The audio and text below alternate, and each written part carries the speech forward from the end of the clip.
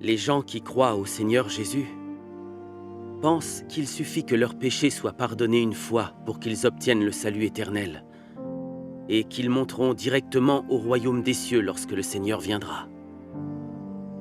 Je pensais la même chose avant, quand je croyais au Seigneur. Mais qu'est-ce que cela signifie exactement de croire au Seigneur et d'être sauvé? Est-ce que le fait que nos péchés soient pardonnés nous permet réellement d'entrer au royaume des cieux? Ces questions m'ont toujours troublé.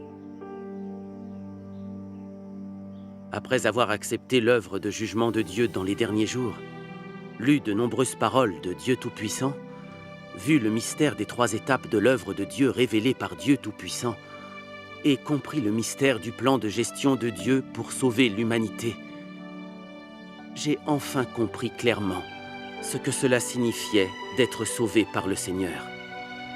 J'ai également vu de façon claire que l'œuvre de jugement de Dieu dans les derniers jours consistait à purifier et à sauver complètement l'humanité. Pour quelqu'un qui croit au Seigneur, la signification du salut est en effet un mystère. Sans vivre l'œuvre du jugement de Dieu dans les derniers jours, on n'a aucun moyen de vraiment percer ces mystères.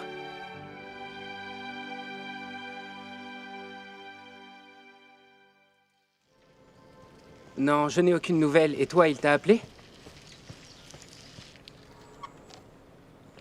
Hier, on a fait mouche à chaque fois. On est de mieux en mieux renseignés. La population est notre meilleur allié.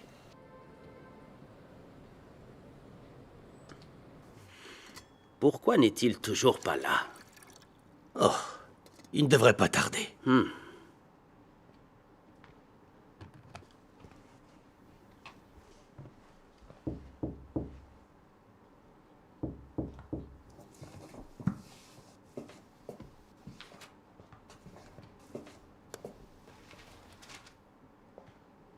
Qui est là? C'est moi, Xiao Shu. Oh, frère Shu, entrez. Merci. Je suis là. En arrivant, il y avait un groupe d'inconnus dans l'allée. Je craignais d'être surveillé. J'ai attendu qu'ils s'en aillent avant d'entrer. Ces derniers temps, le gouvernement du PCC arrête les chrétiens frénétiquement. Il a même renforcé les effectifs de surveillance des quartiers résidentiels. Il y a de plus en plus de personnes âgées qui portent le brassard rouge. Nous devons être très prudents. Je crois qu'à partir d'aujourd'hui, on ne peut plus se réunir dans des lieux fixes. On doit changer régulièrement. Autrement, nous aurons des problèmes si le PCC nous découvre. Et comment ça se passe dans votre quartier? Allons voir ce qui se passe. Qu'est-ce que c'est? Vous aviez vu ça? C'est incroyable. Allons voir. Qu'est-ce que c'est? Vous avez vu? Madame la directrice, c'est quoi cet avis que vous affichez? Je vous laisse le découvrir. C'est pas par rapport aux religions? Les activités religieuses illégales seront traitées conformément à la loi. Les rassemblements et prêches feront l'objet d'une répression impitoyable. Les arrestations de croyants par le PCC sont de plus en plus insensées. Dans quel monde est-ce qu'on vit?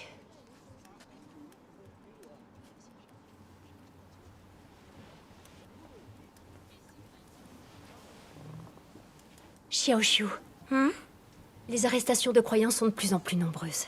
Et beaucoup de gens dans les rues portent le brassard rouge. Quand tu sors maintenant, sois très prudente. Fais très attention à ce que tu dis. Et ne parle jamais à la légère de la croyance en Dieu. D'accord? Oui, maman, j'ai compris.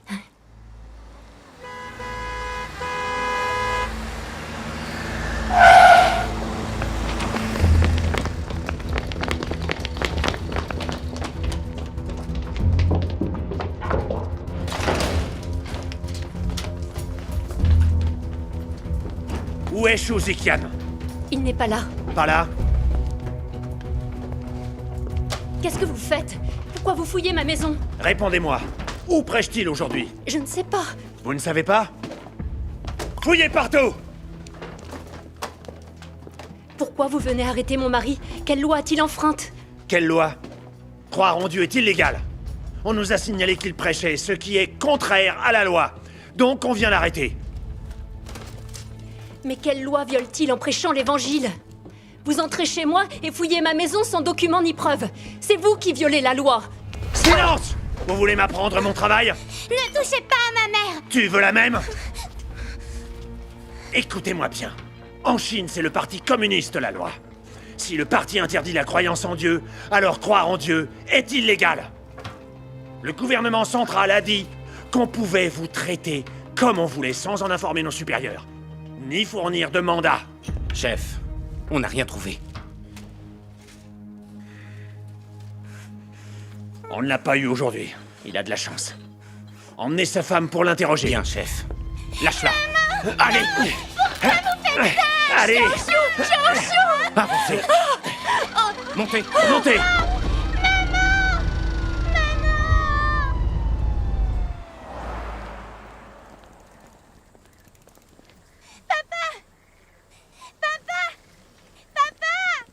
Xiaoxiu Xiaoxiu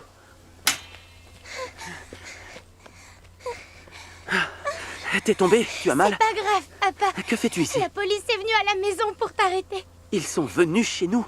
Et comme ils t'ont pas trouvé, c'est maman qu'ils ont arrêté. Papa, quoi que tu fasses, rentre pas à la maison. Elle a raison. Vous n'habitez pas loin d'ici. La police pourrait vous trouver. Exact. Frère Chou, faut pas rester. Faut vous cacher quelque part. Vous devez partir. Je savais que ce jour viendrait. Xiaoxiu, tu dois être forte. Je vais partir et me cacher un certain temps. Tu es en train de grandir. Tu dois apprendre à compter sur Dieu et à être indépendante. Échange avec tes frères et sœurs si tu as besoin. Tu me le promets? Oui, d'accord. Frère Chou, vous devez y aller. Ne vous en faites pas. On veillera sur votre foyer. Oui.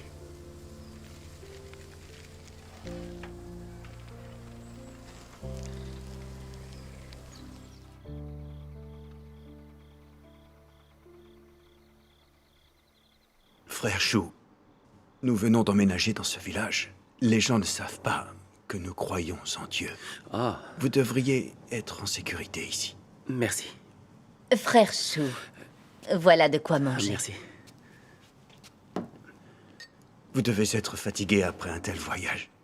Vous allez manger et bien dormir. Nous parlerons demain. Entendu. Vous aussi, Bonne dormez nuit. bien.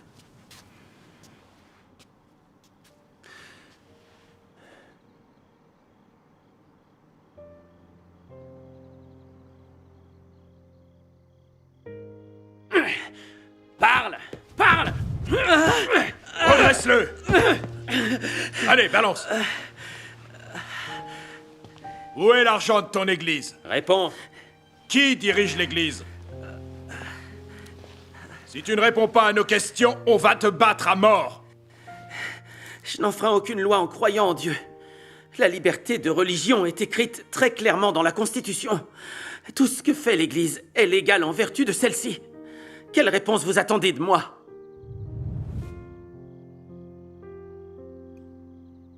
J'espère que Shinjie va bien.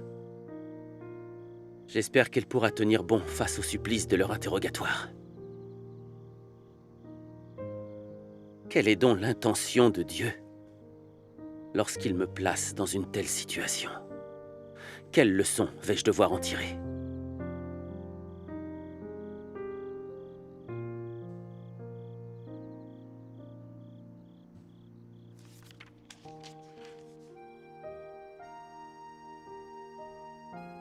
Le raffinement est le meilleur moyen par lequel Dieu perfectionne les gens.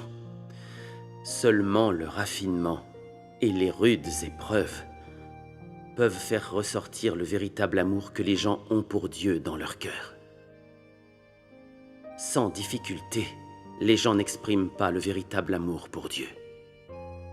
S'ils ne sont pas mis à l'épreuve de l'intérieur et ne sont pas vraiment soumis au raffinement, alors leurs cœurs seront toujours flottants en face du monde extérieur. Ayant été raffiné à un certain degré, tu verras tes propres faiblesses et difficultés. Tu verras combien il te manque.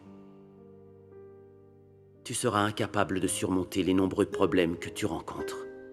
Et tu verras combien ta désobéissance est grande. Ce n'est que pendant les épreuves que tu seras en mesure de connaître véritablement ton état réel. Et les épreuves te rendront plus apte à être perfectionné.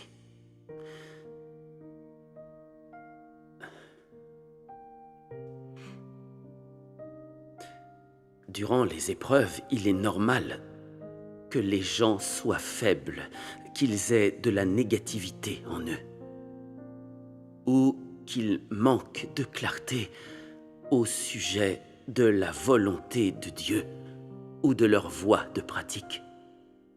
Mais en tous les cas, tu dois avoir foi en l'œuvre de Dieu.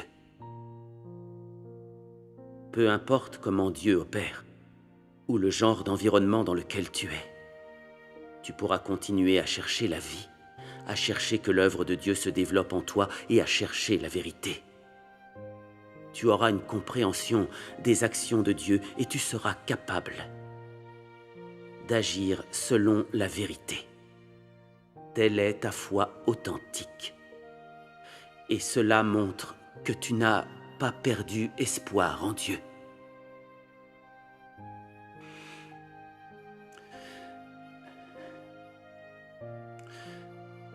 Tu chercheras toujours la vérité dans le raffinement. Tu pourras vraiment aimer Dieu et tu ne développeras aucun doute à son sujet.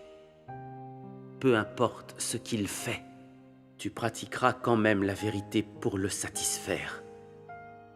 Et tu pourras chercher profondément sa volonté et être préoccupé par sa volonté. Cela seul est la vraie foi en Dieu.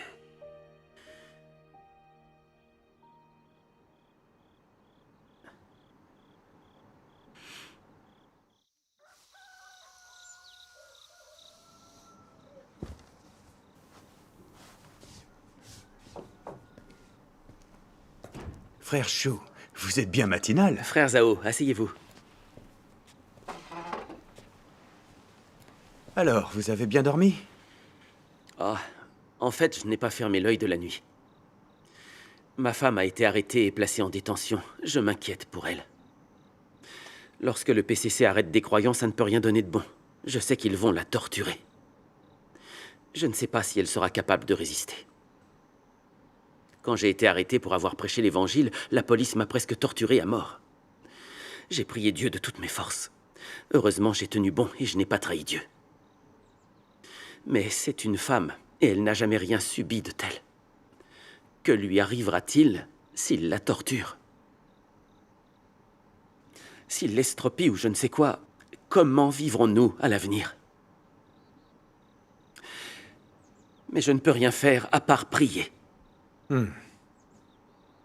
Quand des croyants sont arrêtés et emprisonnés, c'est une épreuve majeure. Votre femme a une grande confiance en elle. Je pense qu'elle s'en sortira. La torture est une chose vraiment difficile à supporter. Les policiers du PCC poussent les croyants à la limite de l'agonie. C'est déjà difficile pour des hommes comme nous d'y résister. Alors vous imaginez des femmes. Je crains que ma femme ne parvienne pas à résister et ni à témoigner. Ou alors, s'il l'estropie, je devrais m'occuper d'elle. Comment trouverais-je du temps pour l'Église? Je dois dire que cette pensée me terrifie. Cependant, j'ai lu la parole de Dieu et j'ai commencé à comprendre sa volonté. Dieu utilise les épreuves pour nous révéler et nous purifier. Il se sert de ces situations pour nous éclairer sur notre corruption et nos lacunes, afin que l'on puisse aspirer à la vérité, la rechercher, être purifié et rendu parfait par Dieu. C'est Dieu qui permet aux épreuves de venir à nous. Elles font partie de ses bonnes intentions à notre égard. C'est juste. Cette épreuve a d'ailleurs dévoilé ma véritable stature. Avant, je pensais qu'il n'y avait pas de limite pour renoncer aux choses. Lorsque j'ai été torturé, je n'ai pas renié ni trahi Dieu. Je pensais que je possédais une véritable stature, que ma foi en Dieu était sincère. Je n'aurais jamais cru que je serais aussi faible quand ma femme serait arrêtée. Aujourd'hui, ma stature est trop modeste et je n'ai pas suffisamment de foi ni d'amour pour Dieu. Dieu connaît mes défauts Et il utilise cette épreuve pour me révéler et me parfaire. Rendons grâce à Dieu. Rendons grâce à Dieu. Subir des épreuves nous aide beaucoup pour notre entrée dans la vie, c'est certain. Je comprends également que Dieu utilise ces épreuves pour nous aider à devenir toujours plus grands. Nous devrions remercier et louer Dieu. Rendons grâce à Dieu.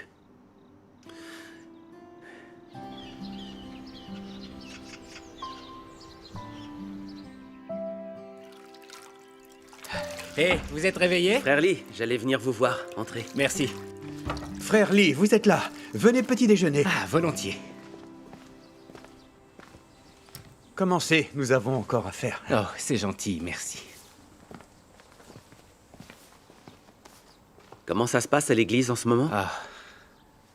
Le gouvernement communiste réprime et arrête nos frères et sœurs de manière ahurissante. Les pasteurs, les anciens du monde religieux et les forces de l'Antéchrist nous perturbent. Ceux qui viennent d'accepter l'œuvre de Dieu Tout-Puissant dans les derniers jours sont négatifs, faibles et apeurés. Quand j'y pense, je ressens une forte pression. Je dois abreuver ces frères et sœurs, les aider à comprendre la vérité et à rester fermes dans le droit chemin. Il y a beaucoup à accomplir. Je vois. Ma compréhension de la vérité est limitée. Frère Shu, vous êtes mon partenaire de travail pour l'Église, j'aurais besoin de votre aide. Si vous constatez des problèmes dans mon travail, indiquez-les-moi pour que je les corrige. Ce sera très bénéfique pour l'Église. Bien sûr. L'œuvre de l'Église présente de nombreuses difficultés. Comptons sur Dieu et regardons vers lui. Mon expérience est limitée.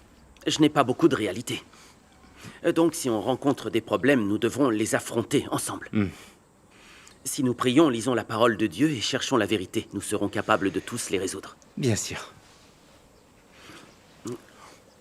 Comme tout le monde, j'ai aussi mes défauts. Alors, si vous me voyez commettre une erreur, dites-le moi tout de suite. C'est cela, agir avec amour. Très juste. C'est ça, être un bon partenaire. Tout à fait. Dites-moi, frère Shu. Demain, il y a une réunion et il me reste encore un tas de choses à faire. Vous ne voudriez pas y aller à ma place? Avec plaisir. Oui, j'en serais ravi. Frère Wu, Oui? c'est vous qui montez la garde aujourd'hui? Oui, Ouvrez grand les yeux. pas de souci. Vous pouvez y aller l'esprit tranquille. Merci. Frère Shu, après avoir entendu votre échange sur la parole de Dieu Tout-Puissant, nous comprenons enfin que l'œuvre de Seigneur Jésus consistait seulement à racheter nos péchés durant l'ère de la grâce. C'est cela. Et que la vérité exprimée par Dieu Tout-Puissant dans les derniers jours consiste à juger, purifier et sauver l'humanité. Amen. Cependant, nous n'avons pas vécu le jugement de Dieu, et nous ne comprenons pas les vérités sur la manière dont Dieu juge et purifie l'homme. Oui, c'est ça. Frère Shu, je voulais vous demander... Quelle est exactement la différence entre le salut accordé pendant l'ère de la grâce et la purification et l'obtention du salut dans l'ère du règne dont vous parlez? C'est aussi ce que je voulais demander. Les croyants dont les péchés ont été pardonnés durant l'ère de la grâce pourront-ils entrer dans le royaume de Dieu? Nous ne disposons pas toujours d'une vision claire de cet aspect de la vérité. Vous pourriez nous éclairer? D'accord. Rendons grâce à Dieu. Je voulais aussi poser cette question. On a vraiment besoin de votre témoignage sur cette Bien fait. question. En ce qui concerne la relation entre le salut par le pardon des péchés dans l'ère de la grâce et la purification et l'obtention du salut dans l'ère du règne, la parole de Dieu Tout-Puissant est très claire. Que diriez-vous de regarder des vidéos de lecture de la parole de Dieu Tout-Puissant et ensuite d'échanger nos connaissances à leur sujet? D'accord. Merci à Dieu. À l'époque, l'œuvre de Jésus était la rédemption de toute l'humanité. Les péchés de tous ceux qui croyaient en lui étaient pardonnés. Tant que tu croyais en lui, il te rachetait. Si tu croyais en lui, tu n'étais plus un pécheur. Tu avais été relevé de tes péchés. C'est cela que signifiait être sauvé et être justifié par la foi. Pourtant, il y avait un reste de rébellion et d'opposition à Dieu chez ceux qui croyaient. Et cela devait être retiré lentement. Le salut ne signifiait pas que l'homme avait été complètement acquis par Jésus, mais que l'homme n'appartenait plus au péché, que ses péchés avaient été pardonnés. À condition que tu crois, tu n'appartiendrais plus jamais au péché. La première incarnation avait pour but de racheter les hommes du péché par la chair de Jésus, pour racheter les hommes du péché. C'est-à-dire qu'il a sauvé les hommes de la croix. Mais le tempérament satanique corrompu est resté en eux. La deuxième incarnation ne sert plus de sacrifice d'expiation, mais elle sauve complètement ceux qui ont été rachetés du péché. C'est ainsi pour que ceux qui sont pardonnés puissent être délivrés de leurs péchés complètement purifiés et que leur tempérament change, se dégageant ainsi de l'influence des ténèbres de Satan et revenant devant le trône de Dieu. L'homme peut être pleinement sanctifié seulement de cette manière. La chair de l'homme est de Satan. Elle est pleine de tempéraments désobéissants. Elle est déplorablement souillée. C'est quelque chose d'impur. Les gens convoitent trop la jouissance de la chair. Il y a trop de manifestations de la chair, et donc Dieu méprise la chair jusqu'à un certain point. Lorsque les gens quittent les choses souillées et corrompues de Satan, ils gagnent le salut de Dieu. Mais s'ils restent incapables de se dépouiller de la souillure et de la corruption, alors ils seront encore sous le domaine de Satan. La connivence, la tromperie et la malhonnêteté des gens sont des choses de Satan. En te sauvant, Dieu te sépare de ces choses. Et l'œuvre de Dieu ne peut pas mal tourner, et elle est toute orientée à sauver les gens de l'obscurité. Lorsque tu as cru à un certain point et que tu peux te départir de la corruption de la chair et que tu n'es plus enchaîné par cette corruption, n'as-tu pas été sauvé? Quand tu vis sous le domaine de Satan, tu es incapable de manifester Dieu. Tu es quelque chose de souillé et tu ne recevras pas l'héritage de Dieu.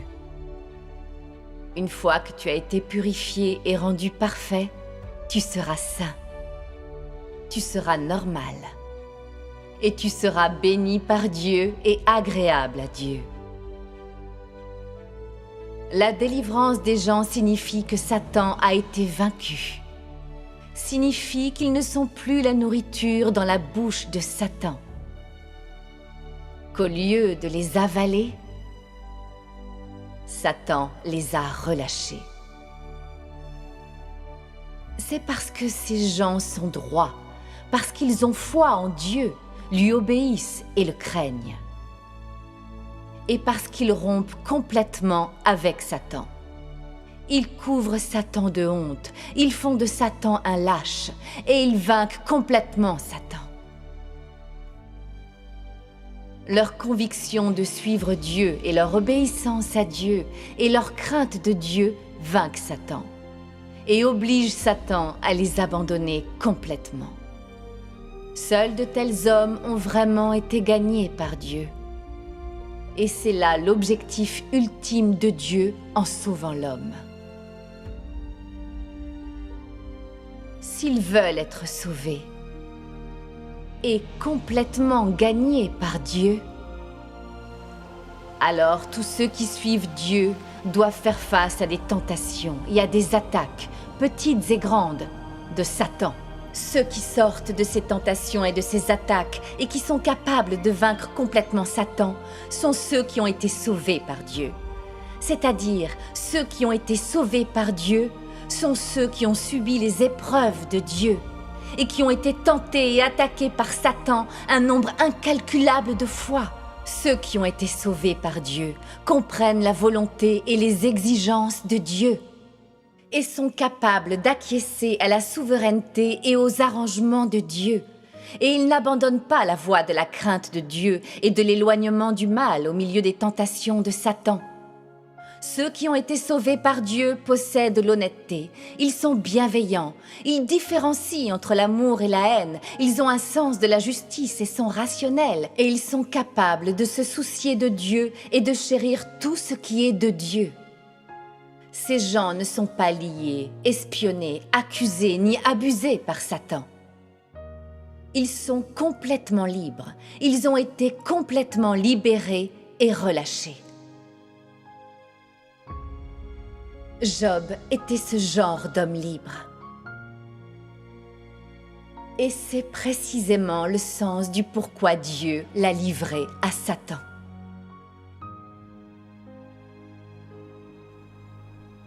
Laissons de côté pour l'instant les vidéos de la parole de Dieu et lisons un passage de la parole de Dieu Tout-Puissant.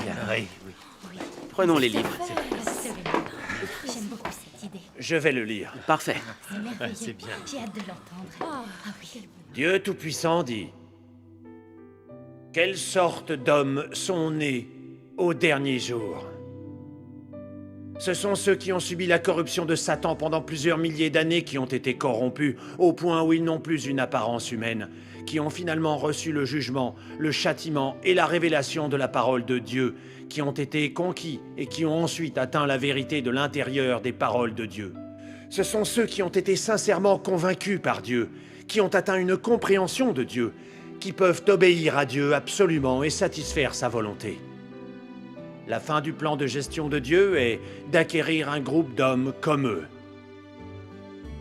Ceux parmi l'humanité qui seront acquis par tout le plan de gestion sont un groupe d'hommes qui peuvent comprendre la volonté de Dieu, qui réalisent la vérité de Dieu, qui possèdent la vie et la ressemblance humaine que Dieu exige. Le groupe d'hommes qui seront acquis à la fin sont ceux qui resteront à la fin. Et ces hommes sont aussi ceux que Dieu exige, qu'il aime et desquels il est satisfait. Amen. Et je commence à comprendre ce que signifie le salut, grâce à Dieu. Maintenant que nous avons entendu tous ces passages, la différence est-elle plus claire? Après avoir terminé l'œuvre de rédemption de l'homme dans l'ère de la grâce, pourquoi Dieu a-t-il besoin d'accomplir l'œuvre de jugement et de purification dans les derniers jours? C'est vrai, pourquoi? Oui, pourquoi? Cet aspect est d'une importance capitale. Si nous ne vivons pas l'œuvre de Dieu Tout-Puissant dans les derniers jours, on ne peut pas comprendre cet aspect de la vérité. Dans le passé, nous qui croyons au Seigneur savions tous ce que signifie le salut. Le salut désignait le pardon de nos péchés grâce à la rédemption du Seigneur Jésus, et donc d'échapper à la condamnation et à la malédiction de la loi. Avec le pardon de nos péchés, nous n'étions plus condamnés par la loi. De même, en étant cloué sur la croix, le Seigneur Jésus a pris sur lui tous nos péchés. Lorsque nous prions le Seigneur et que nous confessions nos péchés, nous recevions son pardon, et nous profitions de la paix et de la joie accordées par le Saint-Esprit. Ça prouvait que Dieu avait pardonné nos péchés. Absolument. Mais même si le Seigneur Jésus a pardonné nos péchés, il n'a pas corrigé notre nature pécheresse et nos tempéraments sataniques. Nous mentons, nous péchons, nous haïssons, et nous jalousons souvent les autres. Nous sommes toujours incroyablement arrogants, nous nous mettons en valeur, nous exaltons et rabaissons les autres. Lorsque des épreuves majeures comme des catastrophes naturelles ou de grandes souffrances s'abattent sur nous, nous continuons d'argumenter avec Dieu, de nous opposer à lui, de le blâmer et le trahir. Lorsque l'œuvre de Dieu ne correspond pas à nos notions, nous continuons de le condamner et de lui résister. Donc je vous le demande, étant donné la fréquence de notre rébellion et résistance, sommes-nous qualifiés pour entrer dans le royaume des cieux? Non. La Bible dit clairement: car si nous péchons volontairement après avoir reçu la connaissance de la vérité, il ne reste plus de sacrifice pour les péchés, mais une attente terrible du jugement et l'ardeur d'un feu qui dévorera les rebelles. Amen. Le Seigneur Jésus a aussi déclaré: ceux qui me disent Seigneur, Seigneur, n'entreront pas tous dans le royaume des cieux, mais celui-là seul qui fait la volonté de mon Père qui est dans les cieux. Amen. Le Seigneur Jésus n'a jamais dit qu'on entrerait dans le royaume des cieux si nos péchés étaient pardonnés. Il nous a dit explicitement que seuls ceux qui accomplissent la volonté du Père peuvent entrer dans le royaume des cieux.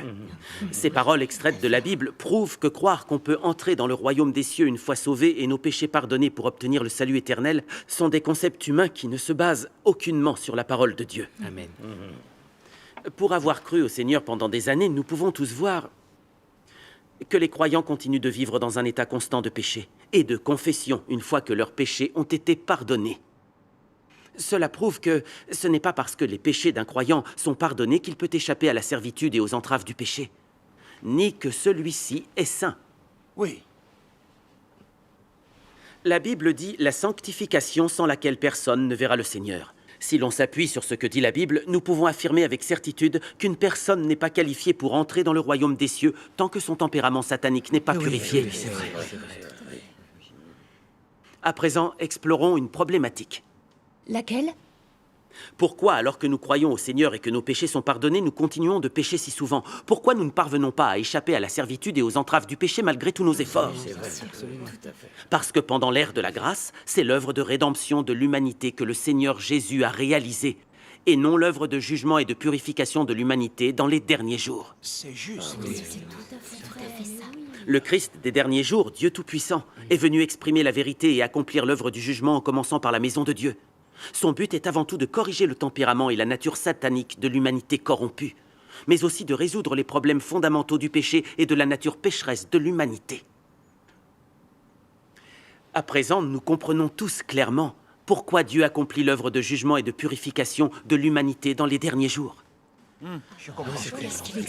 Un passage de la parole de Dieu Tout-Puissant va clarifier ces aspects. D'accord. Je peux le lire?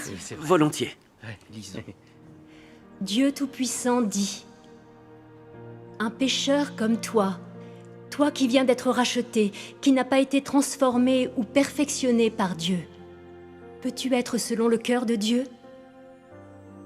Quant à toi, toi qui es encore ton vieil homme, il est vrai que tu as été sauvé par Jésus, et que tu n'es pas compté comme un pécheur à cause du salut de Dieu, mais cela ne prouve pas que tu ne sois pas un pécheur et ne sois pas impur.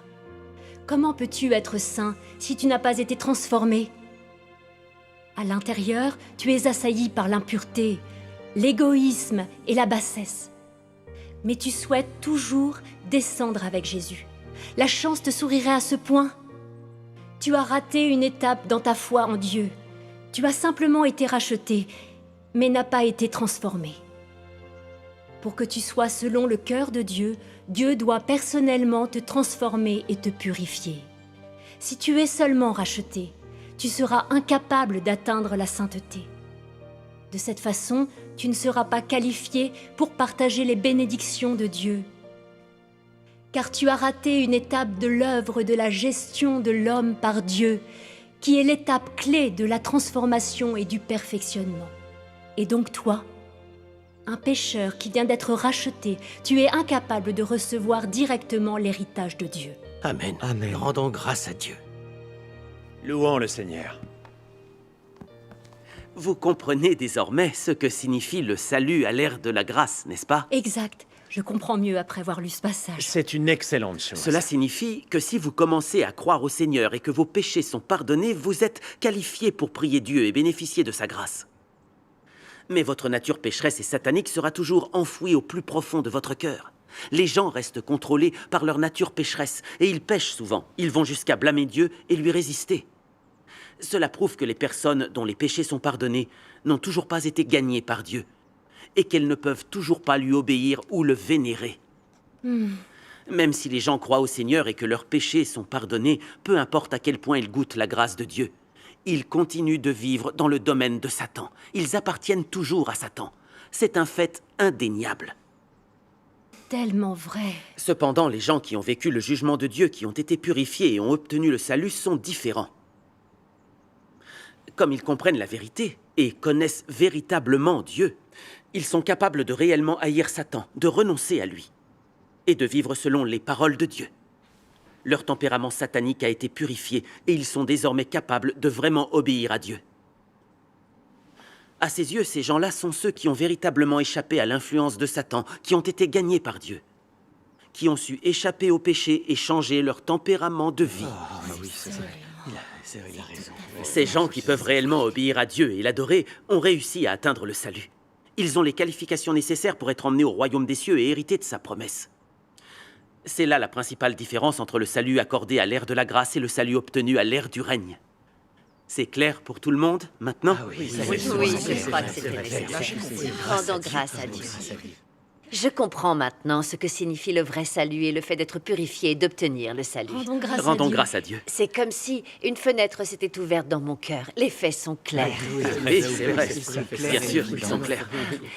Nos pasteurs et nos anciens nous ont toujours dit par le passé qu'on avait obtenu le salut par la foi, que le fait d'être sauvé une fois apportait le salut éternel et qu'une fois que le Seigneur Jésus viendrait, on serait enlevé au royaume des cieux.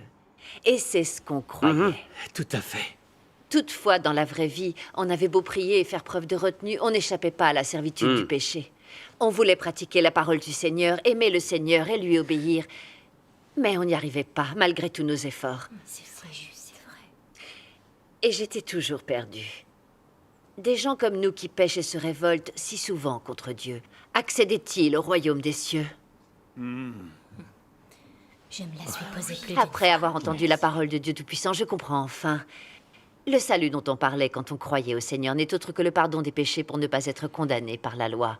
Mais sans la purification de notre nature pécheresse et du tempérament satanique qui est le nôtre, il ne s'agit pas du véritable salut. Dieu Tout-Puissant est venu accomplir l'œuvre du jugement et de purification de l'humanité dans les derniers jours. Donc si on accepte le jugement de Dieu et qu'on obtient la vérité, nos tempéraments sataniques seront corrigés. Voilà la véritable essence du salut et comment l'obtenir. Cela nous qualifie pour entrer au royaume des cieux. Amen. Amen. Rendons grâce à Dieu. Rendons grâce à Dieu. En effet, sans lire la parole de Dieu Tout-Puissant, on n'aurait jamais pu comprendre ce que signifie le vrai salut. C'est tout à fait ça. On continuerait de croire les pasteurs et les anciens et de penser qu'obtenir le pardon et le salut par la croyance sont les conditions d'accès au royaume des cieux. La croyance sans compréhension de la vérité est vraiment confuse.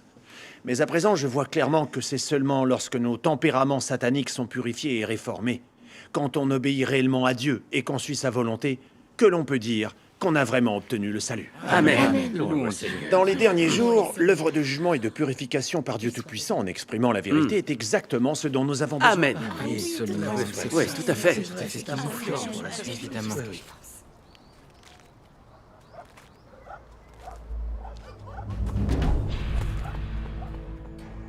Si vous avez d'autres questions, n'hésitez pas. Oui, bien sûr. On n'hésitera pas.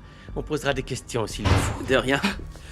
Frère Zou, mauvaise nouvelle, la police est là. Vous devez tous partir. Il faut Sao, partir d'ici. faites d'abord Vite, dépêchez-vous. sortir. Frère Chou. Frère Chou, venez avec moi. Il faut partir. Venez avec moi.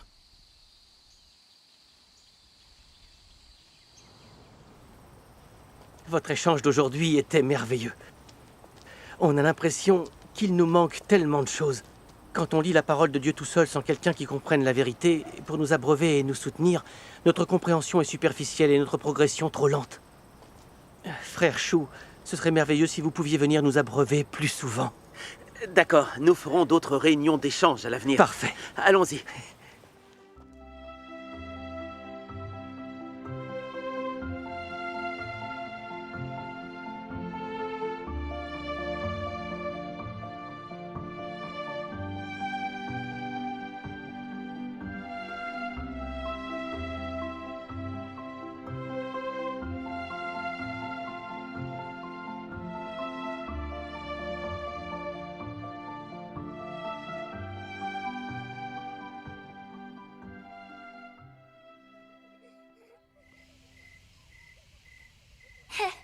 Vol, vol. Chia Chia, tu as assez joué, il est temps de faire tes devoirs. D'accord. File. Il y a quelque chose qui me préoccupe ces derniers temps. Je pense que l'échange que l'on vient d'avoir avec Frère Chou est très éclairant et très utile pour nous. Cela dit, il ne parle pas beaucoup de sa propre expérience. Tu crois que c'est un problème? Frère Chou a abandonné sa famille afin d'accomplir son devoir, et quand il a été emprisonné pour sa croyance en Dieu, il ne l'a pas renié, il est resté ferme dans son témoignage. Sa femme vient d'être arrêtée et emprisonnée, et au lieu de se plaindre, il continue d'accomplir son devoir. Ne comprend-il pas mieux la vérité que nous? Il sait comment accomplir son travail et donner des sermons. Oh, vous êtes là. Que d'avions en papier. C'est Chia Chia qui jouait avec. Vous avez mangé? Oui, merci. Frère Zhao, je me rends demain à une réunion en ville. Je serai absent quelques Dans ce jours. cas, je préparerai le petit déjeuner de bonne heure demain matin. Il y a papa et maman au téléphone. On Allez-y, arrive. je vous en prie. Maman, papa, quand est-ce que vous revenez? Vous me manquez.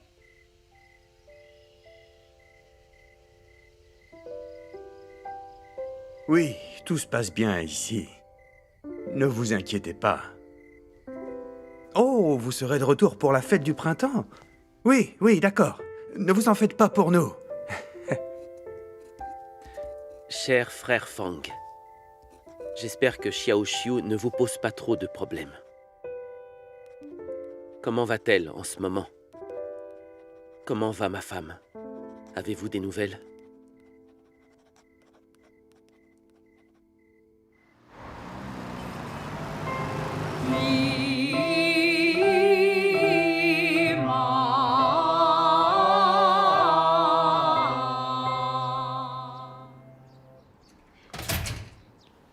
Oh, frère Chou est là. Allons l'accueillir.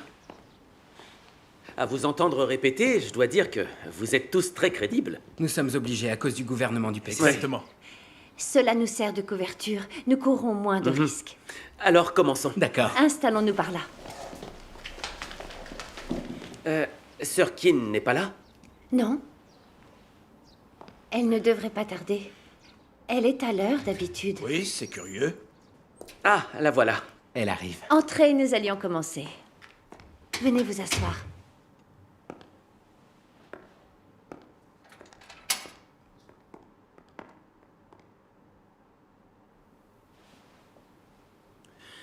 Sir Qin, je vois que quelque chose ne va pas.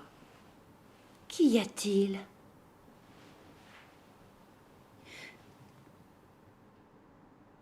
Ces derniers jours ont été incroyablement difficiles. Je ne m'entends plus du tout avec mon mécréant de mari. Il y a quelques jours, il s'est trouvé une autre femme. Il a pris toutes nos économies et il est parti pour vivre avec elle. Dans quel monde maléfique nous vivons? Quand je l'ai appris, mon cœur s'est rempli de rage et de haine. Je travaille tellement dur pour gérer l'entreprise qui subvient aux besoins de ma famille. Pendant qu'il batiffole avec des femmes, il ne me reste plus d'argent. Comment suis-je censée survivre avec mon enfant? J'étais si furieuse que je me suis battue. On s'est disputé. Oh, sa réponse. Il ne rentre même plus à la maison. Tout ça me rend très malheureuse. Je me sens faible. Je ne sais pas quoi faire.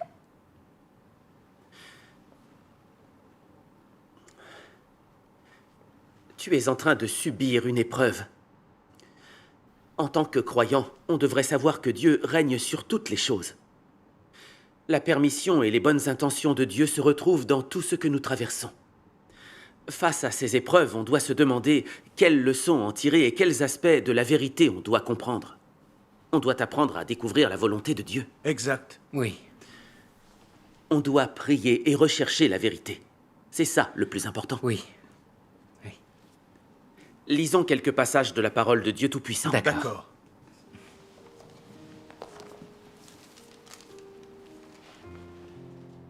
Si vous souhaitez être amené à la perfection par Dieu, vous devez apprendre à vivre toutes choses et être éclairé en tout ce que vous affrontez.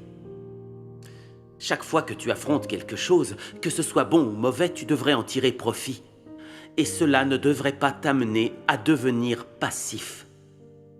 Quel qu'en soit le cas, tu devrais être en mesure de l'examiner en te tenant du côté de Dieu et non pas l'analyser ou l'étudier du point de vue de l'homme. Cela est un écart dans ton expérience. Si telle est la manière de ton expérience, alors les fardeaux de ta vie domineront ton cœur. Tu vivras constamment à la lumière du visage de Dieu et ne dévieras pas facilement dans tes pratiques. Ce genre d'homme a de grandes perspectives. Amen. Amen. Dans chaque étape du travail que Dieu fait à l'intérieur des gens, à l'extérieur, tout apparaît comme des interactions entre les personnes, comme s'il était né des arrangements humains ou d'une interférence humaine. Mais dans les coulisses, chaque étape de travail, tout ce qui arrive, est un pari que Satan a fait avec Dieu et requiert que les gens restent fermes dans leur témoignage en faveur de Dieu. Considérez quand Job a été éprouvé. Par exemple, dans les coulisses, Satan faisait un pari avec Dieu. Et ce qui est arrivé à Job vint des actions des hommes et de l'ingérence des hommes. Derrière chaque étape que Dieu fait en vous, il y a le pari de Satan avec Dieu. Derrière tout cela, il y a une bataille. Tu devrais savoir que tout ce qui t'arrive est une grande épreuve. Et le moment où Dieu a besoin que tu portes témoignage. Amen. La parole de Dieu ne nous explique-t-elle pas comment traiter les épreuves lorsqu'elles se présentent et comment pratiquer et rechercher l'entrée dans la vie? Alors qu'on vit l'œuvre de Dieu dans les derniers jours, on rencontre souvent des épreuves, aussi des revers et des échecs. Mais après les avoir vécues, on comprend la volonté de Dieu, malgré toutes nos souffrances. On découvre que Dieu a autorisé toutes les personnes, les affaires et les choses qu'on rencontre, et qu'elles servent toutes à nous aider et à progresser dans la vie. Dieu se sert de ces choses afin de nous éprouver et nous épurer, de révéler notre corruption, notre rébellion et nos lacunes, de nous faire rechercher la vérité, vivre la parole de Dieu et progresser dans la vie. Et nous voyons que l'œuvre de salut de Dieu est très concrète. C'est juste. Peu importe les souffrances que nous subissons, si nous prions Dieu que nous recherchons la vérité et sa volonté, il nous illuminera et nous éclairera. Il nous mènera à la victoire contre Satan et nous permettra de témoigner. Amen. Rendons grâce à Dieu. Sir Kin, si ces choses ne nous arrivaient pas, serions-nous capables de voir clairement la laideur du démon Satan? Qu'est-ce qui prouve aux autres que nous, les croyants, suivons un autre chemin que les non-croyants? Comment attestons-nous du fait que nous nous distinguons du monde en tant que saints? Comprenez-vous maintenant les bonnes intentions de Dieu qui laissent ces choses se produire? Que recherchent les non-croyants? Ils arpentent un chemin différent de nous qui croyons en Dieu. Parlons-nous de la même manière? Non. Vivre avec eux n'est donc que malheur et beaucoup de tourments. Si vous pouvez comprendre cette réalité, vous saurez comment régler ce problème, comment le gérer, et vous n'en serez pas limité. À partir du moment où on comprend la vérité, tout devient facile à gérer.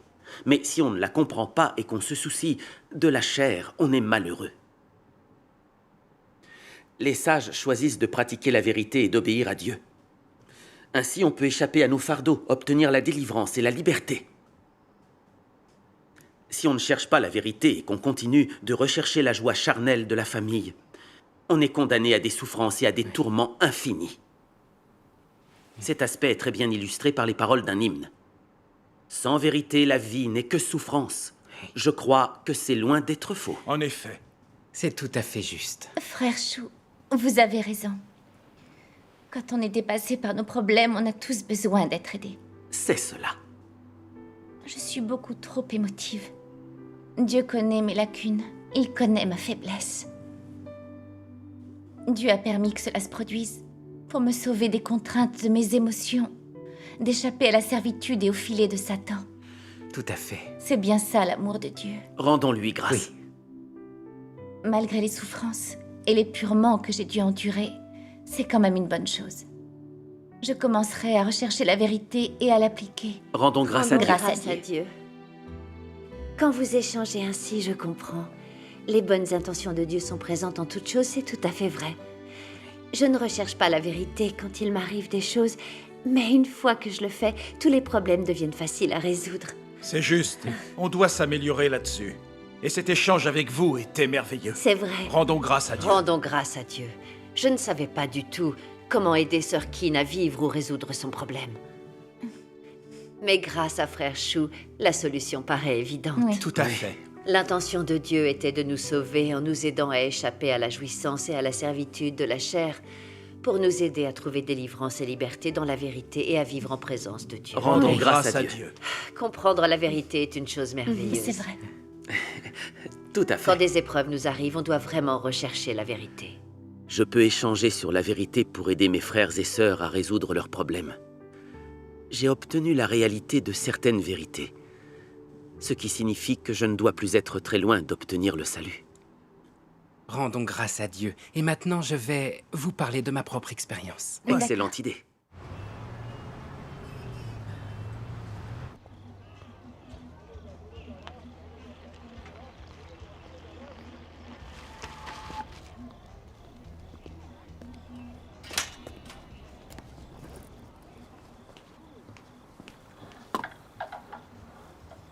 Bonsoir, frère Chou.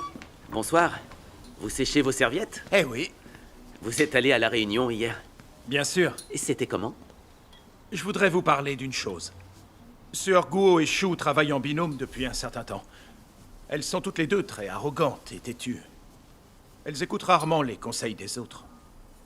Elles essaient toujours de protéger leur dignité et leur statut dans le cadre de leur travail, et quand elles ne sont pas d'accord, ça tourne au conflit. Aucune ne veut céder du terrain. Elles ne peuvent plus travailler ensemble dans la paix, et ma compréhension de la vérité est superficielle, pour pouvoir échanger clairement. Et je me disais que vous pourriez les rencontrer et tenter de résoudre leurs problèmes. Sœur Guo et Chou sont des ouvrières compétentes, mais leur naturel est trop arrogant pour renoncer à la chair et obéir à la vérité.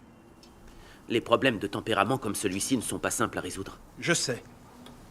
Même si je les rencontre, je ne peux garantir le résultat. Il faut qu'elles recherchent la vérité, vivent davantage le jugement, le châtiment et le traitement de Dieu pour parvenir à se transformer véritablement. Cependant, je peux toujours échanger avec elles et voir ce que je peux faire. S'il n'y a pas de changement et qu'elles ne peuvent pas coopérer, il faudra les séparer. C'est la seule chose que l'on peut faire. C'est compliqué de résoudre les problèmes de tempérament corrompu. Mais la solution que vous proposez est bonne. On voit les choses avec clarté quand on comprend la vérité. C'est plus facile de résoudre les problèmes. J'ai appris cela grâce à mon expérience. En réalité, les problèmes et difficultés de l'Église sont faciles à résoudre. Tout dépend de notre degré de compréhension de la vérité. Plus on la comprend, et plus on peut les résoudre facilement. Frère Chou, je vous admire. Vous êtes capable de démonter les théories absurdes des anciens et des pasteurs.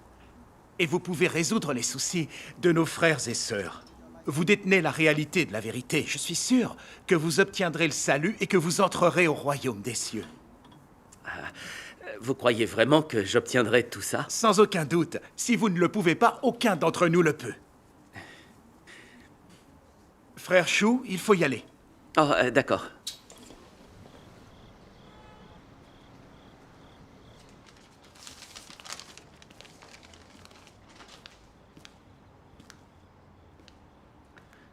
Frère Chou, j'ai bien reçu votre lettre. Xiao Xiu va bien. Elle comprend ce qui se passe. Ne vous inquiétez pas. Quant à votre femme, nous faisons de notre mieux pour obtenir des informations. Nous vous tiendrons au courant dès que nous aurons des nouvelles. Ne vous inquiétez pas. Concentrez-vous sur votre devoir. Rendons grâce à Dieu. Notre réunion d'aujourd'hui a été fructueuse. Une vraie bénédiction de Dieu.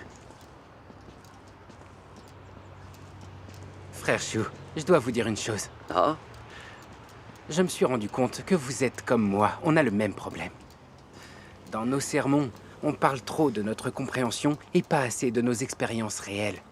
Par exemple, lorsqu'on échange, on parle rarement de notre condition, de la rébellion ou de la corruption que l'on détient en nous, de la manière dont on comprend notre nature satanique, dont on recherche la vérité afin de la résoudre, ou des changements que l'on a réalisés. Nous manquons tous deux d'inclure ces détails. On ne se focalise que sur la manière de résoudre les problèmes des autres, mais on applique rarement la vérité. On apporte aux autres l'éclairage du Saint-Esprit, mais sans aucune expérience de sa mise en pratique. On échange avec clarté sur la vérité, mais on entre très peu dans la réalité de la vérité. C'est un défaut que l'on possède tous les deux. Avant, j'étais comme ça. J'étais trop focalisé sur le travail et je n'avais aucune entrée. J'ai passé des années sans progression. Aujourd'hui, ma stature spirituelle est trop petite. Et mon tempérament de vie n'a connu que peu de changements. Quand on sert Dieu de cette manière, c'est pas évident d'obtenir le salut et d'être parfait. Quand on croit sans obtenir la vérité, on risque de trébucher et d'échouer lorsque les épreuves s'abattent sur nous. Ce n'est que récemment que j'ai pris conscience de ce problème. Frère Shu, est-ce que c'est aussi votre cas? Vous avez raison. J'ai eu cette impression aussi ces derniers temps. Je n'y ai pas prêté attention, je ne le voyais pas comme un problème. Je me disais, du moment que je me sacrifie, que je travaille et que j'accomplis mon devoir, Dieu sera satisfait. Mais maintenant que vous le dites, je réalise que c'est un problème. Je comprends.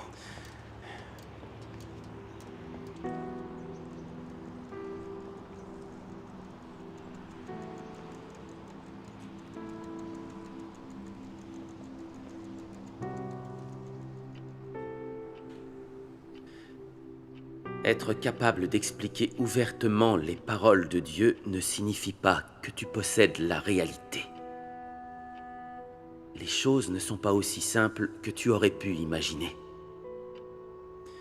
Que tu sois en possession de la réalité ou non, cela ne repose pas sur ce que tu dis, mais plutôt sur ce que tu vis. Lorsque les paroles de Dieu deviennent ta vie et ton expression naturelle, seul cela compte comme réalité et seul cela compte pour toi comme possédant une compréhension et une réelle stature. Tu dois être à même d'affronter l'examen pendant une longue période et tu dois être capable d'exprimer la ressemblance qui t'est requise par Dieu. Ce ne doit pas être une simple posture, mais cela doit couler naturellement de toi. Ce n'est qu'alors que tu auras véritablement la réalité et que tu auras gagné la vie.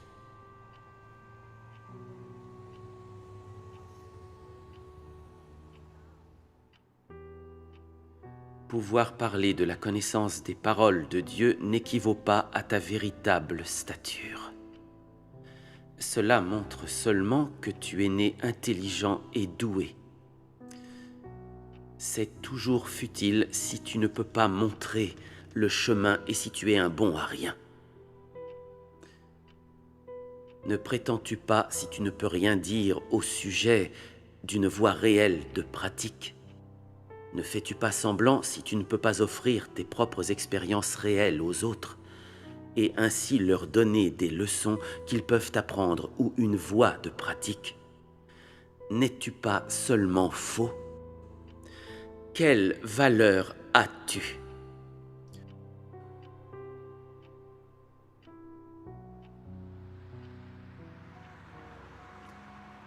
Tu dis que tu as toujours souffert en suivant Dieu,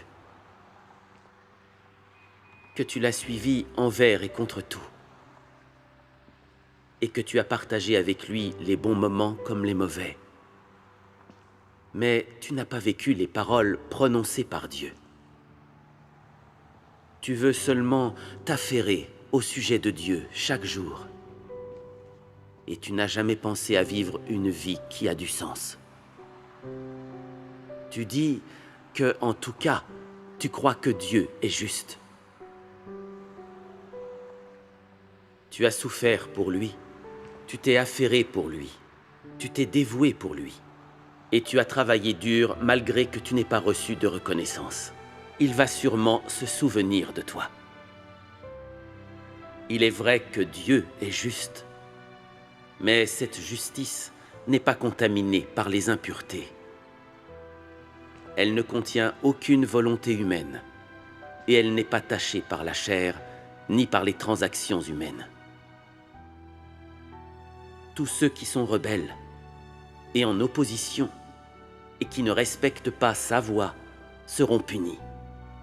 Aucun n'est pardonné et personne n'est épargné.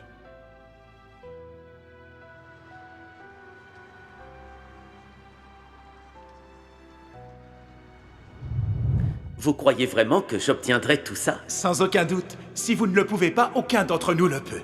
On ne se focalise que sur la manière de résoudre les problèmes des autres, mais on applique rarement la vérité. On apporte aux autres l'éclairage du Saint-Esprit, mais sans aucune expérience de sa mise en pratique. On échange avec clarté sur la vérité, mais on entre très peu dans la réalité de la vérité. Quand on travaille et qu'on sert Dieu, c'est pas évident d'obtenir le salut et d'être parfait.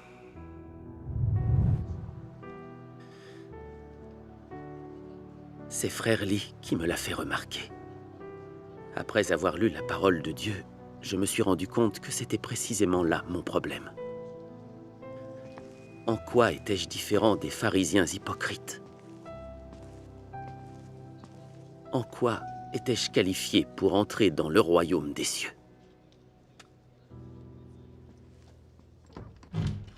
Frère Fang, mauvaise nouvelle. Il s'est passé quelque chose. La femme de Frère Shu a été assassinée par la police en prison. Quoi? Quand est-ce que c'est arrivé? Il y a quelques jours, l'agent du sous-district a accompagné la police au domicile du frère de Frère Shu pour lui dire de venir récupérer le cadavre.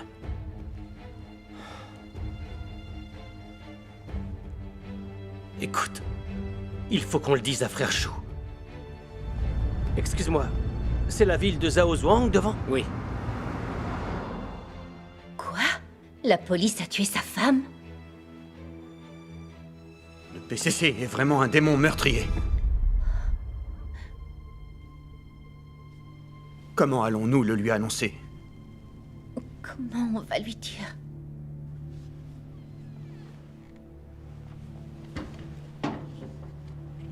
C'est lui, il rentre. Vous êtes de retour. Oh, Frère Fang! Qu'est-ce que vous faites là? J'ai quelque chose à vous dire. Ah? Ma famille va bien? C'est votre femme. Elle a été tuée par la police.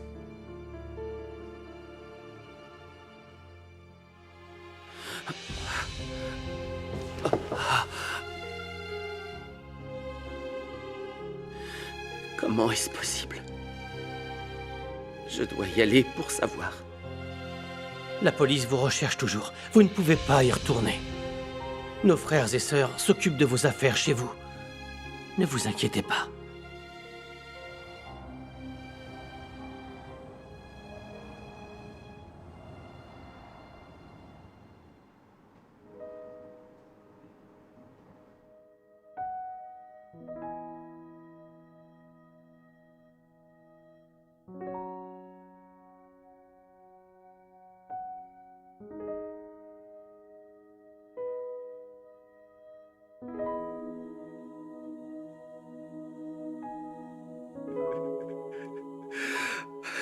Mon Dieu. Pendant tant d'années, on s'est sacrifié pour vous et on a accompli notre devoir. Comment cela a-t-il pu nous arriver? Oh Dieu!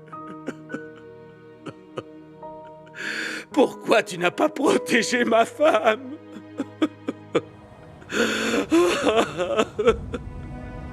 Est-ce que nos comportements n'étaient pas conformes à ta volonté?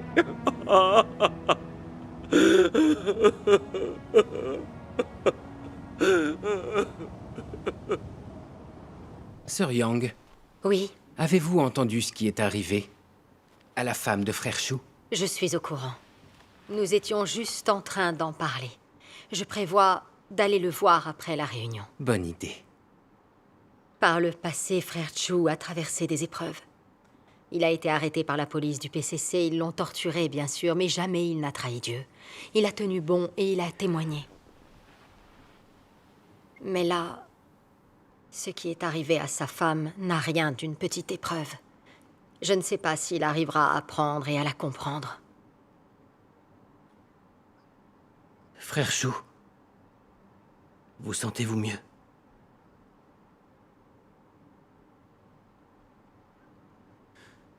Je n'aurais jamais imaginé que cela arriverait à ma femme. Je n'arrive pas du tout à comprendre. Je ne ressens que de la faiblesse. N'importe qui aurait du mal à l'accepter. Mais quoi qu'il arrive, nous ne pouvons mécomprendre Dieu, ni le blâmer. Votre femme a été arrêtée et persécutée par la police du PCC. Elle a choisi de mourir plutôt que de renier Dieu, de le trahir ou de vendre les siens. Cela témoigne d'une victoire sur Satan. Tout à fait. Pensez aux prophètes et aux apôtres. Combien ont sacrifié leur vie pour diffuser l'évangile de Dieu et accomplir sa volonté? Dieu a commémoré leurs actions. Bien que leur chair ait péri, leurs âmes, elles, ont survécu. Dieu orchestre toutes choses. Le Seigneur Jésus a dit, « Car celui qui voudra sauver sa vie la perdra. Mais celui qui la perdra, à cause de moi, la trouvera. » Frère Shu, si vous arrivez à comprendre ça, vous ne vous sentirez plus aussi malheureux.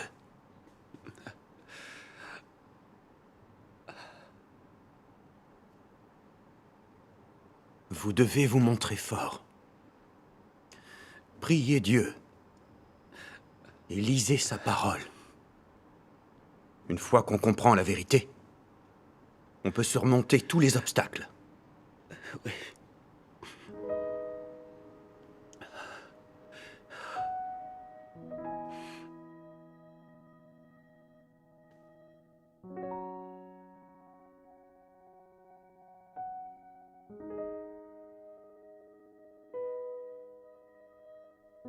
Combien croient en moi seulement pour que je les guérisse? Combien croient en moi seulement pour que j'utilise mes pouvoirs pour chasser des esprits impurs de leur corps? Et combien croient en moi seulement pour recevoir de moi de la paix et de la joie? Combien croient en moi seulement pour exiger de moi plus de richesses matérielles?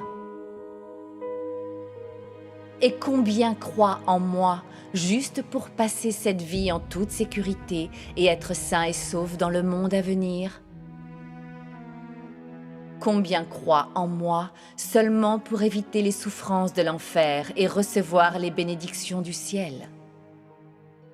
Combien croient en moi seulement pour avoir le confort temporaire, mais ne cherchent pas à gagner quoi que ce soit dans le monde à venir? Lorsque j'ai fait descendre ma fureur sur l'homme et saisi toute la joie et la paix qu'il possédait à l'origine, l'homme est devenu douteux. Quand j'ai fait voir à l'homme la souffrance de l'enfer et repris les bénédictions du ciel, la honte de l'homme s'est transformée en colère. Quand l'homme m'a demandé de le guérir et que je l'ai ignoré et ressenti de l'aversion pour lui, l'homme s'est éloigné de moi et a cherché le chemin des sorciers et de la sorcellerie. Quand j'ai enlevé aux hommes tout ce qu'ils m'avaient demandé, alors tous ont disparu sans laisser de traces. Par conséquent, je dis que l'homme a foi en moi parce que je donne trop de grâce et qu'il y a beaucoup trop à gagner.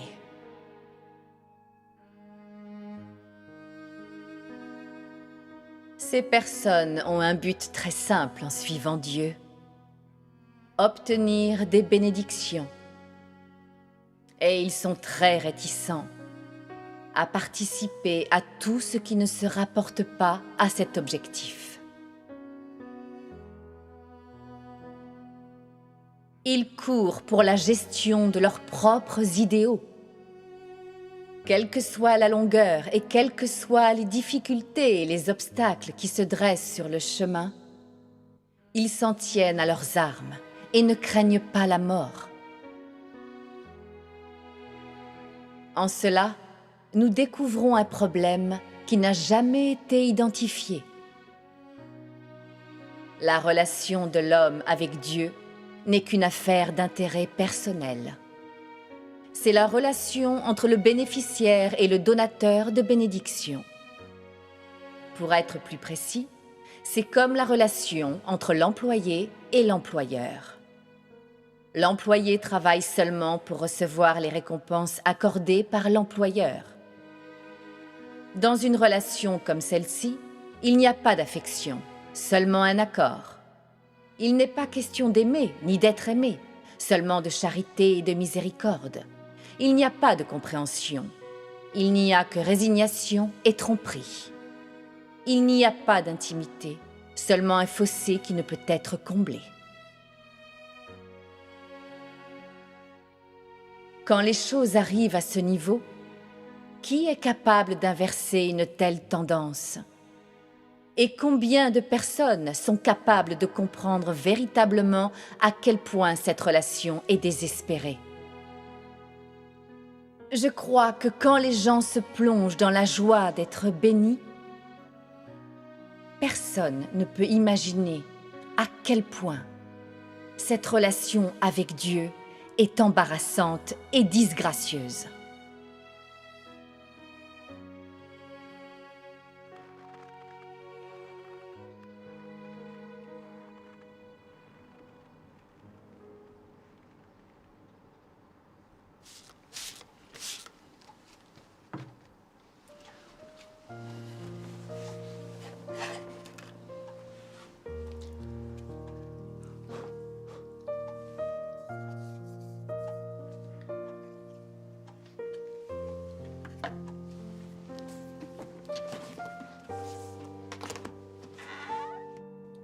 Entrez.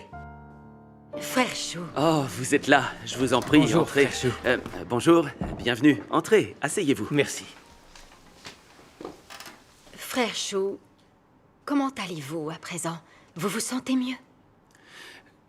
Mieux, oui. J'ai entendu dire que votre femme nous a quittés. Ça a dû être un moment très difficile pour vous. Ça a révélé ma véritable stature spirituelle. Au début, c'était très douloureux. J'en ai voulu à Dieu. Je me disais qu'on croyait en lui depuis des années, qu'on avait tout sacrifié pour accomplir notre devoir et se dépenser pour Dieu, qu'il aurait dû nous protéger. Comment avait-il pu nous infliger un tel malheur? Ça n'avait pas de sens pour moi. Ma foi et mon amour pour Dieu se sont envolés en un instant. Je n'avais plus aucun désir d'effectuer mon devoir. Mon cœur gisait dans les ténèbres. Après, j'ai commencé à comprendre en priant Dieu et en lisant sa parole. Quand je bénéficiais des bénédictions et de la grâce de Dieu, je lui en étais reconnaissant. Et j'avais envie d'accomplir mon devoir. Mais lorsque les souffrances arrivaient, je le comprenais mal et le blâmais. J'ai même tenté de raisonner avec Dieu et de m'opposer à lui. Se sacrifier et se dépenser comme ça, ce n'était pas une façon de pratiquer la vérité ou d'obéir à Dieu. Ce n'était pas une façon de remplir le devoir d'un être créé, ni de rendre à Dieu son amour. En vérité, j'échangeais la réalisation de mon devoir contre des bénédictions, contre la tranquillité de ma famille, contre leur bonne santé et leur sécurité. Se sacrifier pour Dieu est une bonne chose. Mais je vivais sous l'emprise du désir davantage de ma nature satanique. Je me servais de mon service envers Dieu pour satisfaire mon désir de bénédiction. L'essence de l'accomplissement de mon devoir est un échange avec Dieu.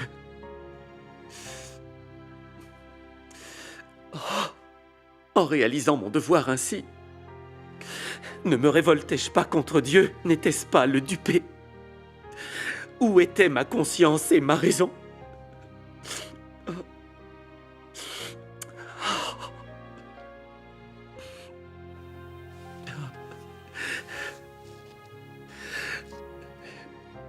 Je pense au nombre d'années de croyance, à la quantité de travail, au nombre de sermons. J'ai apporté aux autres l'éclairage du Saint-Esprit.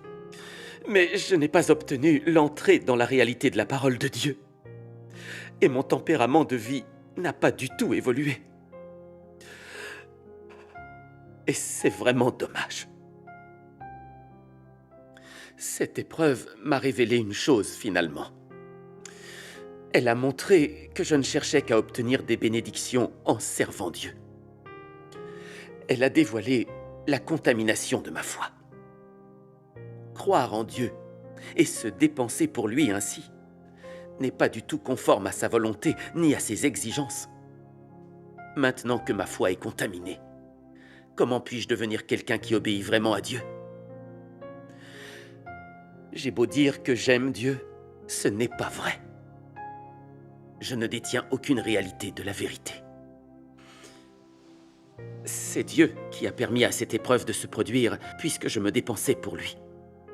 Sans avoir conscience du problème, j'en avais besoin pour mon expérience de vie.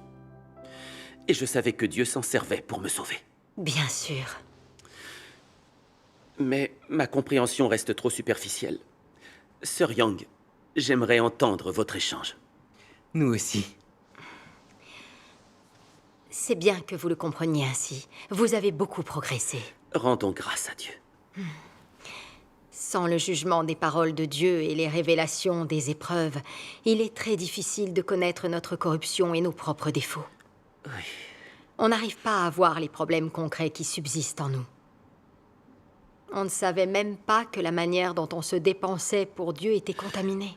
Oui. On œuvrait pour Dieu en se basant seulement sur nos propres notions et notre imagination. On croyait même que tant qu'on ne violait pas la loi, qu'on ne jugeait pas Dieu, qu'on ne lui résistait pas, qu'on ne péchait pas, que l'on faisait de bonnes actions, qu'on délivrait des sermons, qu'on détenait la réalité de la vérité et qu'on pouvait être sûr d'obtenir le salut et d'entrer au royaume des cieux. J'avais le même problème avant dans ma croyance au Seigneur. Mais une fois que j'ai cru à Dieu Tout-Puissant, que j'ai vécu le jugement des paroles de Dieu, ses épreuves, son épurement, j'ai vu la vérité de la profondeur de ma corruption par Satan. J'étais arrogante, suffisante, corrompue, égoïste et cupide. Ces sentiments sataniques étaient profondément ancrés dans mon cœur. Ils étaient devenus ma vie. Ils contrôlaient mes pensées et mes actions. Ils me poussaient à me révolter régulièrement contre Dieu et à lui résister contre ma volonté. C'est alors que j'ai pris conscience de la nécessité de l'œuvre du jugement de Dieu et de son châtiment dans les derniers jours. Sans le jugement de Dieu ou son châtiment, on appartient toujours à Satan et on continue de résister à Dieu même s'il pardonne nos péchés. On n'obtiendra jamais l'approbation de Dieu. C'est tellement vrai. Écoutons quelques passages de la parole de Dieu Tout-Puissant. D'accord.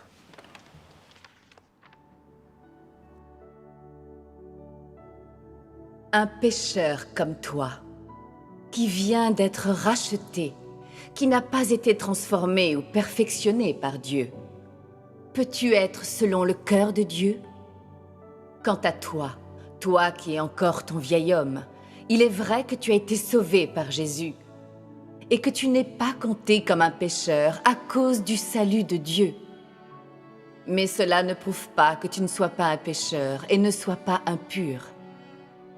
Comment peux-tu être saint si tu n'as pas été transformé?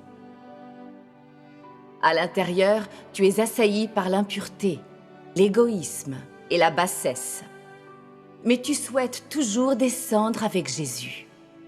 La chance te sourirait à ce point? Tu as raté une étape dans ta foi en Dieu. Tu as simplement été racheté, tu n'as pas été transformé. Pour que tu sois selon le cœur de Dieu, Dieu doit personnellement te transformer et te purifier. Si tu es seulement racheté, tu seras incapable d'atteindre la sainteté. De cette façon, tu ne seras pas qualifié pour partager les bénédictions de Dieu, car tu as raté une étape de l'œuvre de la gestion de l'homme par Dieu, qui est l'étape clé de la transformation et du perfectionnement. Et donc toi, un pécheur qui vient d'être racheté, tu es incapable de recevoir directement l'héritage de Dieu. Lorsque tu n'étais pas soumis au châtiment, tes mains étaient élevées au-dessus de toutes les autres, même de celles de Jésus. Et tu as crié d'une voix forte, « Sois un fils bien-aimé de Dieu, sois un ami intime de Dieu. Nous préférerions mourir plutôt que de nous soumettre à Satan. Révolte-toi contre l'ancien Satan, révolte-toi contre le grand dragon rouge. Que le grand dragon rouge soit complètement détrôné, que Dieu nous rende complets. Tes cris étaient plus forts que tous les autres. Puis vint le temps du châtiment. Et encore une fois, a été révélé le tempérament corrompu des gens. Puis leurs cris ont cessé. Et il n'avait plus aucune résolution. C'est la corruption de l'homme. Il est plus profond que le péché, planté par Satan et profondément enraciné dans l'homme. Il est difficile à l'homme de prendre conscience de ses péchés. L'homme est incapable de reconnaître sa propre nature profondément enracinée. De tels effets peuvent être atteints seulement grâce au jugement par la parole. L'homme peut dorénavant être progressivement transformé seulement de cette manière. L'homme a crié ainsi dans le passé parce que l'homme ne comprenait pas son tempérament originel corrompu. Telles sont les impuretés dans l'homme. Qu'en est-il de ta foi en Dieu? As-tu vraiment offert entièrement ta vie? Si vous aviez souffert les mêmes épreuves que Job, aucun parmi vous qui suit Dieu aujourd'hui pourrait tenir ferme. Vous tomberiez tous. Et il y a tout simplement un monde de différence entre vous et Pierre. Aujourd'hui, si la moitié de vos biens était saisie, vous auriez l'audace de nier l'existence de Dieu. Si votre fils ou votre fille vous était enlevé, vous courriez les rues en criant à l'injustice. Si ta vie atteignait une impasse, tu essaierais de t'en prendre à Dieu. Toutes les âmes corrompues par Satan sont sous le contrôle du domaine de Satan. Seuls ceux qui croient en Christ ont été séparés, sauvés du camp de Satan et amenés dans le royaume d'aujourd'hui. Ces hommes ne vivent plus sous l'influence de Satan. Même alors, la nature de l'homme est toujours enracinée dans la chair de l'homme. C'est-à-dire, même si vos âmes ont été sauvées, votre nature a encore son ancienne apparence. Et la chance que vous me trahissiez reste à 100%. C'est pourquoi mon œuvre dure si longtemps, car votre nature est trop intraitable. Maintenant, vous souffrez tous autant que vous le pouvez dans l'accomplissement de vos devoirs. Mais un fait indéniable est le suivant. Chacun de vous est capable de me trahir et de retourner au domaine de Satan, à son camp, et à reprendre sa vieille vie. À ce moment-là, il ne vous sera pas possible d'avoir un brin d'humanité ou l'apparence d'un être humain comme vous l'avez maintenant. Dans les cas graves, vous serez détruit et, en outre, condamné éternellement pour ne jamais être incarné à nouveau, mais sévèrement puni. C'est le problème qui est posé devant vous.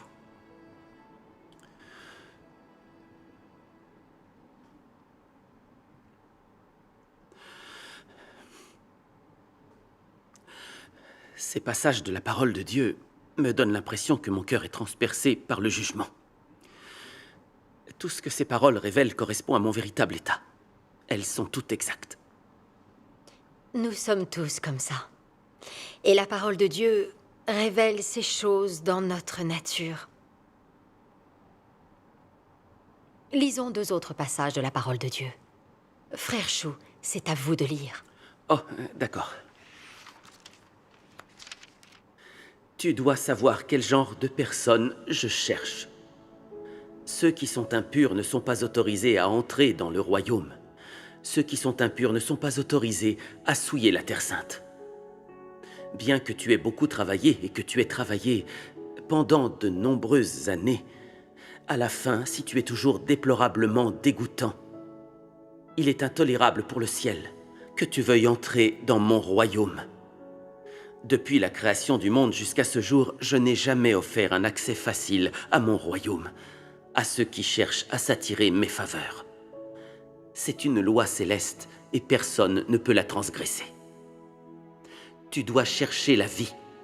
Aujourd'hui, ceux qui seront perfectionnés sont comme Pierre. Ce sont ceux-là qui cherchent les changements dans leur propre tempérament et sont désireux de rendre témoignage à Dieu et à remplir leur devoir en tant que créatures de Dieu. Seuls ceux-là seront perfectionnés. Si tu ne penses qu'aux récompenses et ne cherches pas à changer ton propre tempérament, alors tous tes efforts seront vains, et ceci est une vérité immuable. Je décide de la destination de chaque homme, non sur la base de l'âge, de l'ancienneté, du degré de souffrance, et encore moins du degré auquel il attire la pitié, mais plutôt selon qu'il possède ou non la vérité. Il n'y a pas d'autre alternative. Vous devez vous rendre compte que tous ceux qui ne font pas la volonté de Dieu seront punis. C'est un fait immuable.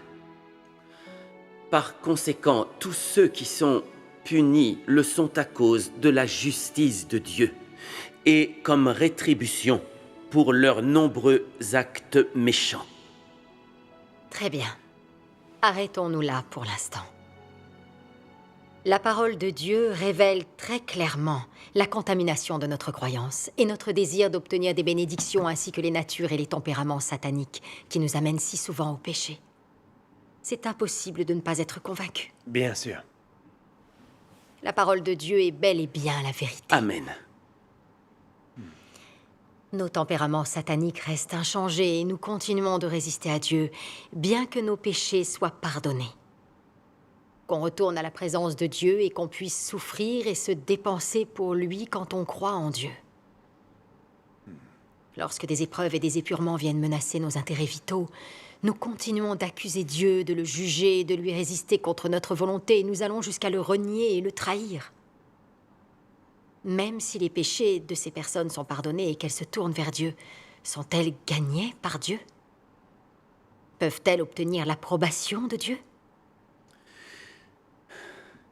Personne ne peut le voir clairement quand on croit au Seigneur. Oui, c'est tout à fait vrai. C'est sûr. Après avoir cru en Dieu Tout-Puissant, lu un grand nombre de ses paroles et vécu des épreuves, l'épurement, les mondages et le traitement, et compris une partie de la vérité, j'ai pu voir ces choses clairement. Durant mes 2 premières années de croyance en lui, je me suis passionnément dépensée pour Dieu, j'ai tout abandonné pour accomplir mon devoir et j'ai été choisie comme dirigeante de l'Église. Mais mon arrogance et ma suffisance m'ont poussée à accomplir mon devoir de façon arbitraire et je ne pouvais pas accepter les mondages et le traitement. J'ai fini par perturber l'œuvre de l'Église. Et j'ai été démise de mes fonctions. J'ai bien failli craquer. Après tout, j'avais été une ancienne et une dirigeante d'église. J'avais gagné la confiance de mes supérieurs et l'estime de mes frères et sœurs après tant d'années de foi. Comment pouvais-je les regarder en face, après avoir été démise de mes fonctions? J'avais certes souffert et m'étais sacrifiée pendant des années pour accomplir mon devoir, mais j'avais perdu ma réputation, mon prestige, ainsi que mon avenir et ma destination. À quoi bon accomplir mon devoir? Et croire en Dieu, alors? Dans mon cœur, je me méprenais sur lui, je l'accusais. Je l'affrontais, je m'opposais à lui. Je vivais dans un état de rébellion et de résistance à Dieu. Toutefois, la révélation des faits m'a convaincue que les déclarations de Dieu, la chance que vous me trahissez reste à 100%. La trahison et la nature de l'homme étaient toutes deux entièrement vraies. Telle est vraiment notre condition. Oui. C'est vrai. J'ai constaté que même si l'humanité corrompue semble se dépenser passionnément pour Dieu, peu importe le nombre de bonnes actions, le nombre de sermons et le travail que nous réalisons, si nous ne vivons pas le jugement et la purification de Dieu, nous appartenons toujours à Satan. Nos natures sataniques se manifestent dès que l'on est face à des épreuves ou que l'environnement y est favorable. On se met alors à accuser Dieu, à le juger, voire à le trahir. Voilà notre véritable état. Dieu est un Dieu saint et juste. Ce n'est qu'en obtenant la vérité et en échappant à nos natures sataniques qu'on peut craindre véritablement Dieu, lui obéir et être qualifié pour le royaume des cieux. Les gens comme nous, dont les tempéraments sataniques ne sont toujours pas purifiés, ne sont en aucun cas qualifiés pour accéder au royaume des cieux. Après avoir vécu le jugement et le châtiment de Dieu, j'ai compris une partie de la vérité et découvert ma nature satanique qui trahit Dieu. J'ai réalisé qu'il y avait trop de tempéraments sataniques en moi, que je ne ressemblais pas à un véritable humain et que j'étais loin de satisfaire les exigences de Dieu. C'est alors que j'ai commencé à changer de point de vue sur la croyance en Dieu, à me concentrer sur la recherche de la vérité, sur l'analyse, l'évaluation de mon état de corruption et de ma nature satanique grâce à la parole de Dieu. J'ai pu apprendre à renoncer à la chair et à pratiquer l'entrée selon la parole de Dieu lorsqu'il m'arrivait des choses. Mon tempérament satanique a progressivement commencé à être purifié et je me suis mise à obéir davantage à Dieu. J'ai réellement pris conscience de la profondeur de ma corruption par Satan et du fait que je résistais à Dieu par nature. J'avais besoin du jugement, du châtiment, des épreuves et de l'épurement de Dieu. J'avais besoin de son salut. Pour obtenir la vérité, j'étais prête à endurer toutes les souffrances, peu importe leur intensité, car il n'y a rien de plus important. Amen. Rendons grâce à Dieu, ce type d'échange est très concret. Tout à fait. Sans vivre le jugement et le châtiment des paroles de Dieu, ni les révélations des épreuves et de l'épurement, on ne peut pas comprendre réellement nos tempéraments sataniques. Et on a du mal à voir clairement quelles sont notre nature et notre essence. C'est cela. Il est impossible de voir quelle est la mesure de notre foi en Dieu, de notre obéissance à Dieu, dans quelles circonstances nous renions. Et nous trahissons Dieu. Et si nous appartenons à Dieu ou appartenons à Satan. C'est juste. L'échange d'aujourd'hui m'aide à voir qu'avant on ne croyait en Dieu que par convoitise de sa grâce. On ne se dépensait et on œuvrait pour lui que pour satisfaire notre conscience. Notre foi est toujours contaminée par de nombreux désirs, espoirs et exigences individuelles. Ces exigences et ces impuretés se cachent au plus profond de notre cœur. Il existe des tempéraments sataniques plus profonds que le péché. Ils sont à l'origine de notre résistance à Dieu et de notre révolte contre lui.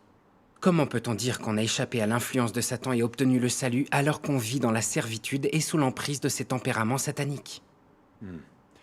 C'est vrai. Les gens qui, comme nous, vont quand même se rebeller contre Dieu, ne sont pas du tout qualifiés pour accéder au royaume des cieux. Être purifié et obtenir le salut, c'est tout sauf facile. Il ne suffit pas d'accepter l'œuvre des derniers jours de Dieu Tout-Puissant. Si on croit en Dieu mais qu'on ne recherche pas la vérité ou qu'on ne vit pas le jugement et le châtiment de Dieu, nos tempéraments sataniques ne seront pas purifiés. On n'obtiendra pas le salut et on n'entrera pas dans le royaume des cieux. Quand j'y repense avant, quand on croyait au Seigneur, on pensait qu'être sauvé une fois suffirait à apporter le salut éternel que sa grâce accorderait. Le salut et le royaume des cieux, ce sont des idées ridicules, totalement absurdes. Ce ne sont là que des notions, des fruits de l'imagination humaine. Si on n'avait pas accepté l'œuvre de Dieu dans les derniers jours, on n'aurait jamais compris ce qu'était le vrai salut, ni comment l'obtenir. Aujourd'hui, les religieux qui croient au Seigneur maintiennent que si les péchés sont pardonnés, alors c'est qu'ils sont sauvés. Ils attendent simplement que le Seigneur les élève au royaume des cieux. Ils ne savent pas ce qu'est le vrai salut, ni le juste tempérament de Dieu. Ils ne savent pas quel type de personne est qualifiée pour accéder au royaume des cieux. Quand quelqu'un croit de façon aussi confuse, au final, il croit en vain. Et c'est vraiment du gâchis. Tant que ceux qui croient en Dieu Tout-Puissant n'ont pas obtenu la vérité, ni réalisé un changement de tempérament, on est à deux doigts de la catastrophe. Si on continue de se plaindre ou de se rebeller contre Dieu quand on est face à des épreuves, c'est qu'on n'a toujours pas été purifié et qu'on n'a pas obtenu le salut. Les religieux pensent qu'ils seront élevés au royaume des cieux sans accepter le jugement ni la purification dans les derniers jours. C'est totalement irréaliste. Tout à fait. Avant, j'étais comme les religieux. Je me contentais d'attendre que le Seigneur m'enlève au royaume des cieux. Quand j'y repense, je me dis que j'étais bien naïf. Mais est-ce qu'on n'était pas tous comme ça avant? Ouais. Rendons grâce à Dieu. Après avoir entendu tous les échanges, les choses me semblent bien plus claires. Rendons grâce à Dieu. Pendant toutes mes années de croyance, je me suis dépensé pour Dieu et j'ai accompli mon devoir. J'ai souffert et me suis sacrifié. J'ai souvent échangé pour aider les autres à résoudre des problèmes. Après avoir été arrêté et torturé par le PCC, je n'ai jamais renié Dieu. Après cela, j'ai repris mes devoirs habituels. Je pensais donc détenir la réalité de la vérité et que mon tempérament de vie avait changé. Je pensais que j'avais vraiment été sauvé, que j'allais forcément obtenir le salut et entrer au royaume des cieux. Cependant, cette épreuve m'a complètement révélé. Je vois qu'au cours de mes années de croyance, je n'ai obtenu qu'une compréhension de la doctrine spirituelle.